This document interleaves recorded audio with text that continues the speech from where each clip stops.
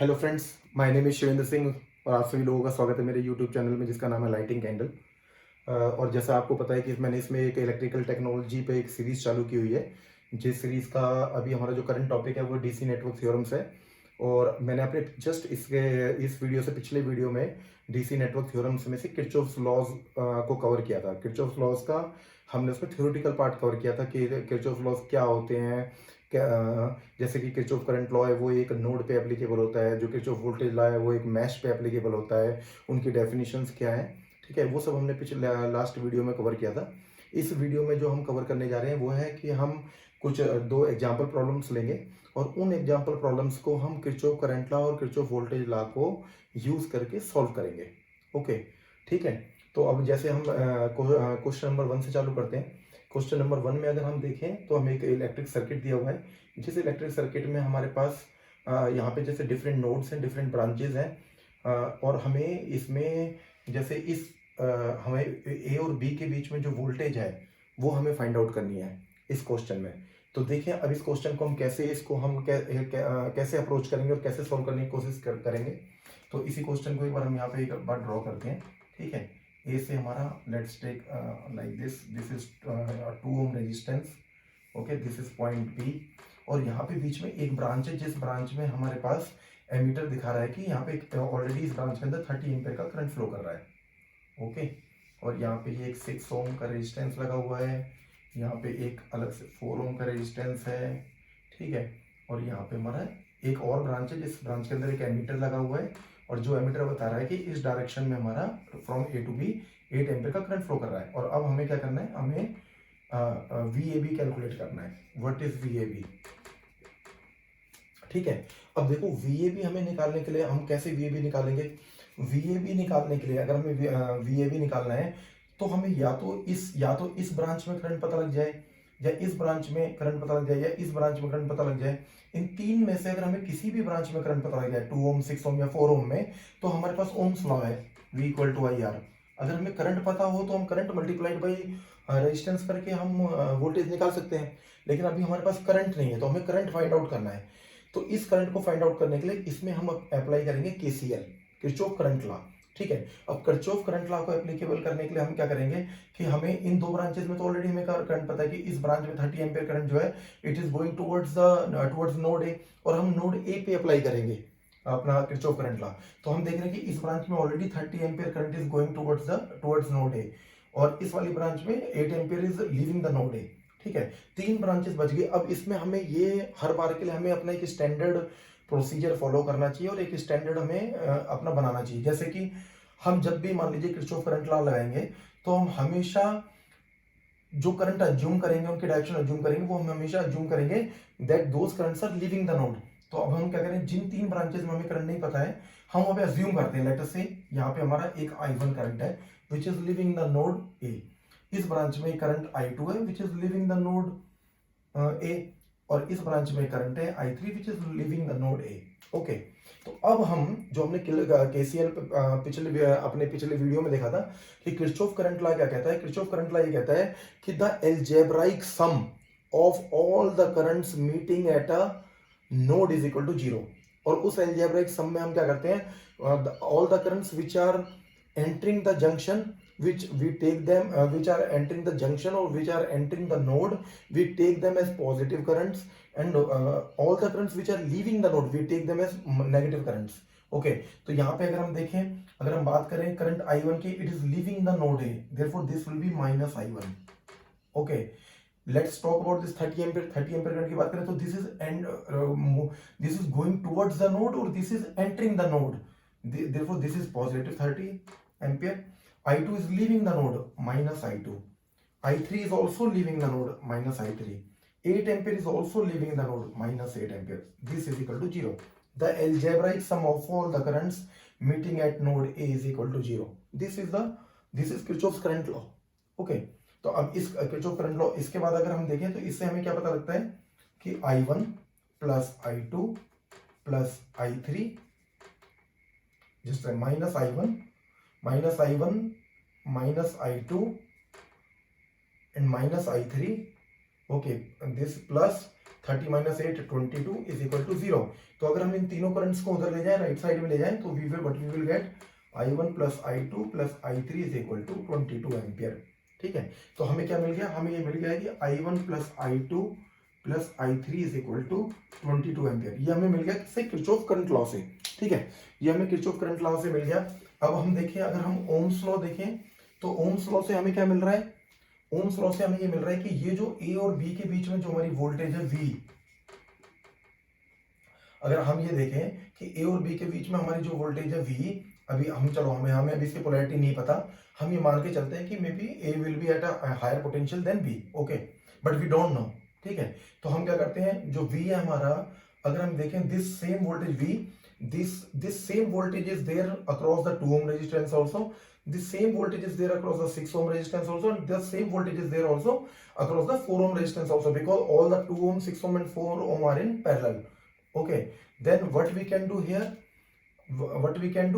we can do this thing, that this V, अगर हम ohms law लगाएं, तो this V is equal to, if we talk about this branch, then I1 into 2, this is equal to V.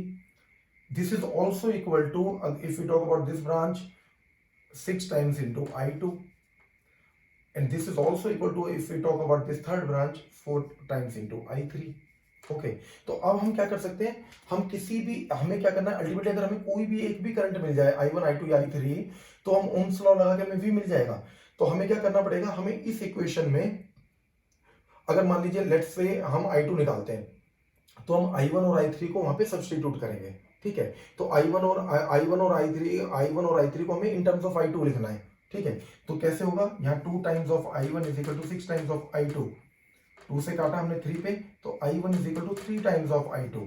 ठीक है, तो यहाँ पे I1 को हम क्या लिख सकते हैं, 3 times of I2 plus I3 को लिखने के लिए अब हम क्या करें, 6 times of I2 is equal to 4 times of I3, यानी 4 times of I3 is equal to 6 times of I2.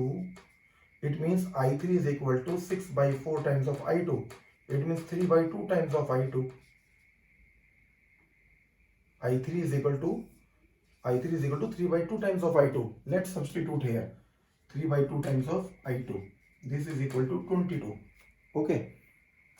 Now this is very very simple. बस हमने क्या किया है, हमने केवल किरचॉफ करंट लॉ लगाया, उस पर हम ओम्स लॉ लगा रहे हैं बस। ओके, तो यहाँ पे अगर हम देखें, अगर 2 को हम नीचे एलसीएम आ गया, तो this will be 6 times I2 plus 2 times I2 plus 3 times I2, this is equal to 22। ये बन जाएगा हमारा 11 times I2 upon 2 is equal to 22। It means I2 is equal to 22 into 2 by 4 11, 44 by 11, it means 4 ampere. तो इससे हमें क्या पता लग रहा है, जो I2 जो है that is equal to 4 ampere. तो V हमारा इक्वल टू क्या हो जाएगा, 6 टाइम्स I2, यानी 6 into 4, this is equal to 24 volt. This V is equal to 24 volt. ठीक है, तो इस तरीके से हम KCL अप्लाई करके और ओम्स लॉ अप्लाई करके बहुत इजीली हम सर्किट को सॉल्व कर सकते हैं। ठीक है, तो ये हमने एग्जांपल देखा, जिस एग्जांपल में हमने बेसिकली किरचॉफ करंट लॉ को यूज किया है।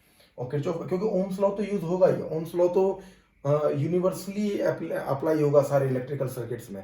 मेनली हमने इसमें क्या किरचॉफ करंट लॉ को यूज किया है। ठीक है, और फिर उसके बाद ओम्स लॉ तो नेचुरल सी बात है कि यूज होगा ही, उसके बिना तो कोई सॉल्व हो ही नहीं सकता सर्किट। ओके, ठीक है, तो ये हमारा हो गया किरचॉफ करंट लॉ। यहाँ पे हमारा वोल्टेज आ गया V is equal to 24 volt. Okay, now let us take the second problem, जिस प्रॉब्लम के अंदर हमारा किरचॉफ वोल्टेज लॉ यूज होगा।